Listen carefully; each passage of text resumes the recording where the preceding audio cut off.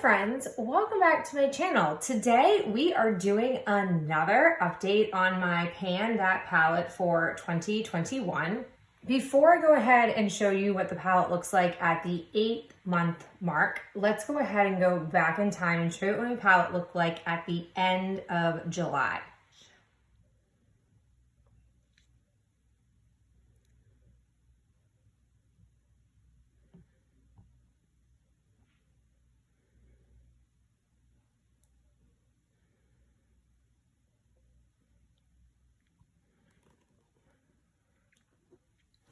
Now that I have brought you back up to speed, let's go ahead and look at what my palette looks like after 8 months of usage.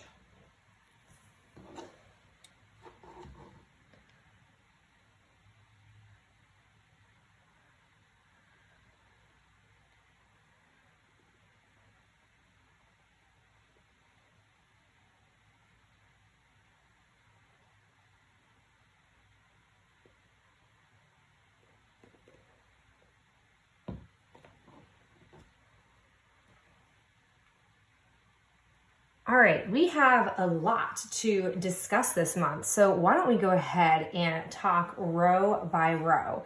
So the very first thing you see is I have actually taken out Starry Night, which, as you maybe recall, was a almost like Elmo blue color in this palette.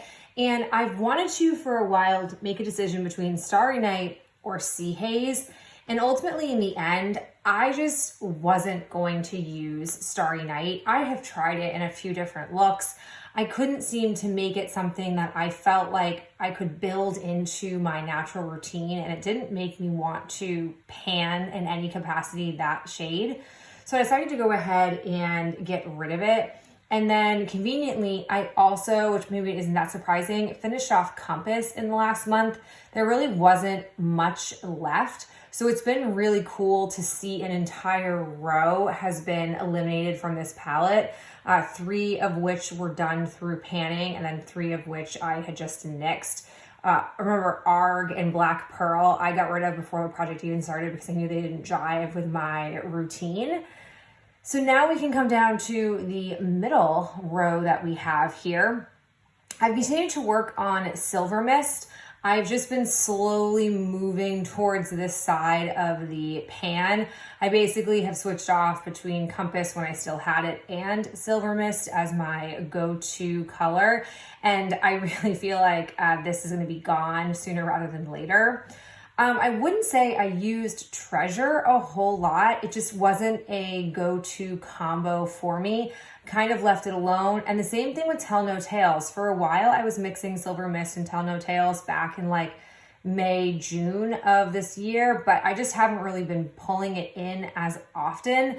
Don't know what's going on there, but I just haven't touched it as frequently. And then we come down to our final row. Lost at Sea, I have been widening this overall circle, and then I've also broken apart the bottom shadow that's here. This is very much a testament to the fact that Silver Mist and Lost at Sea have been besties. Every time I've been wearing these, they've been worn together, so I've really been going more towards that look. And then you also see with Pirate's Chest, I have no connection between the top and the bottom. So I have 2 halves of a shadow. And that's because, again, Compass, I was really pulled towards this in my crease for Pirate's Chest. I just really have loved in this palette the idea of like a monochromatic look where I basically have the matte version of a color in my lid and then the metallic or shimmery version of a shade on my lid. I just think that's really fun. So I've really been drawn to that a lot this year, hence why I've got some usage here. I also decided that I'm keeping Sea Haze, and I'll talk to you about why I made that decision. I am actually a little bit surprised I don't have actual pan showing. I've really been digging into the middle there, and a couple of you have seen this combination that I seem to be attracted to with Sea Haze. Essentially, it's kind of a long story, so we'll talk about it. Essentially, ColourPop came out with a collection of Disney princess inspired Super Shock shadows. And I was immediately drawn to one shade in that collection. I ended up buying 3, but there was one in particular that I was very much drawn to, which was called Down in New Orleans. It looks like this.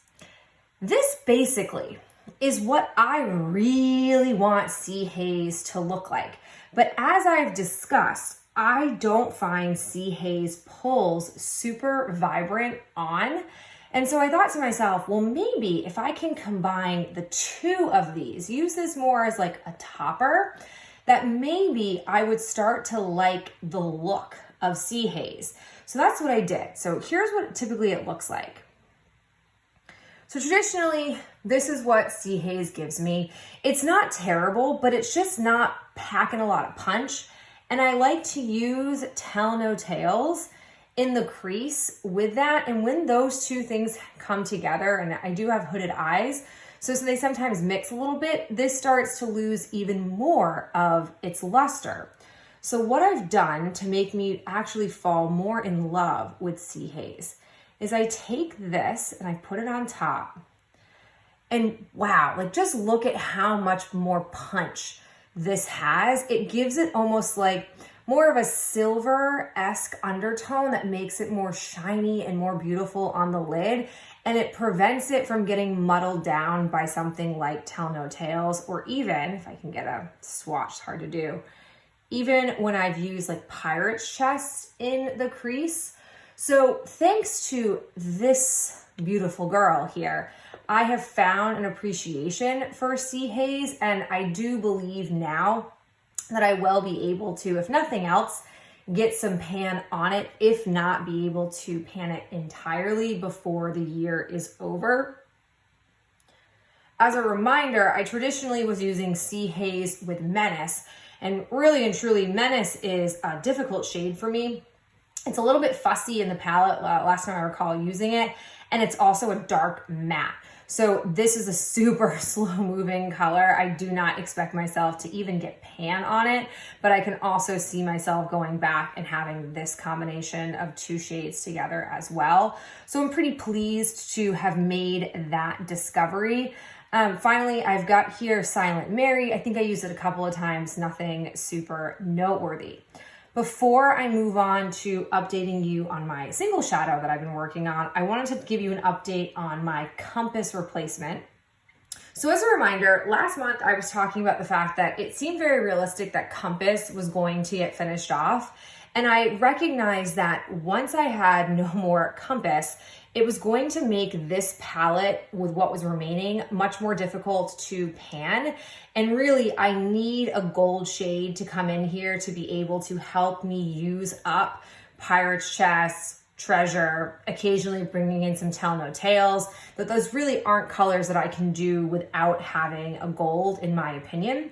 So I ended up tucking a few single shadows that I had pulled from my big palette. So the 3 that I pulled out, I have this ColourPop shade, which comes to us from the Disney Princess palette. I don't remember which one it is. I took it out. Then I have this, which I took from the palette I made myself potentially to pan for this year. This comes left over from my Lorac Pro 1 palette. And then I have this shadow from Sydney Grace, which is called Morning Star. Let me go ahead and swatch these for you. So here they are in order. Again, I've got the ColourPop over here. I have my Lorac shade right there. And then I have the Sydney Grace shade. When I brought it down into the palette, I immediately noticed that my Sydney Grace and my ColourPop are really similar to one another. So I ended up deciding a couple of things. I decided that I only would go with one of them, and I've opted to go more with my low-hanging fruit. I'm gonna decide to work on my ColourPop shade, just simply because it is smaller and also older. I don't actually believe that I'm gonna get that panned. I'm not even sure I will get down to any pan showing because it's a pretty thick piece of shadow I've got in there. It's a pretty big piece. The other thing I discovered, despite its tone, I really liked the look of this Lorac shade. It's more of like a brassier gold mixed with Pirate's Chest.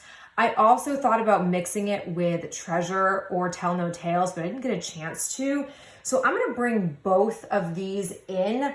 I don't know, you guys can tell me in the comments if you want to see updates like you see with my single shadow, if you want to see updates on how these two progress coupled alongside what I have remaining in here, or if you care more just about the fact that I'm using those as my go-tos, but really you only want to see progress on this. Give me a sound off in the comments below, because I'm happy to do either thing that you want to see. There's a chance I might get more noticeable progress going on this, but I really just don't think either one of these are going to be polished off in the next few months. All right, so now that we've acknowledged my progress and given you some other additional updates that have helped me work with this palette, I just want to talk about my goals for the next month.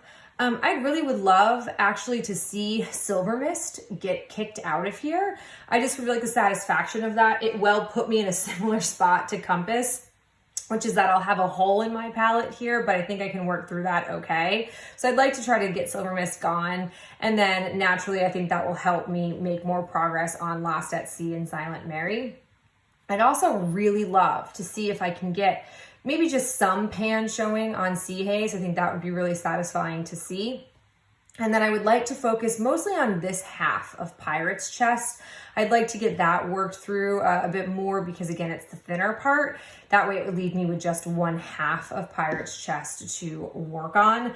But overall, we're back on track. I am applying eyeshadow Monday through Friday from this palette on a very consistent basis, which is super fabulous to see. So I'm really looking forward to see what the rest of September has in store for me.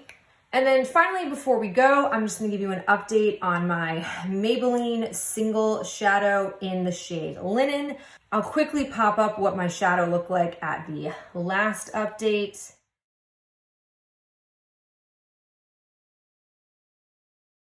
And here is what Linen currently looks like. I am super thrilled with how this one is chugging along. I would really like to get this little peninsula that I've got going on. I'd love to get that squared off and just have this portion of shadow left. But either way, this is the go-to no matter what palette I'm pulling out. 7 days a week, this is always what I am laying down first to kind of get a nice even tone and cream shade, especially from my crease to brow bone area. So I'm really pleased with this progress. It makes me feel very satisfied, and it makes me very glad that I am using this particular one because it's one of the biggest cream single shadows that I have. So we'll see how I progress with this. All right, so there you have it. Definitely a longer update than we've had in recent months. I very much appreciate you tuning in and being here. And if you have any suggestions or tips or just words of encouragement, I'd love to hear them down below in the comments. And of course, I look forward to talking with you in my next video real soon. Bye.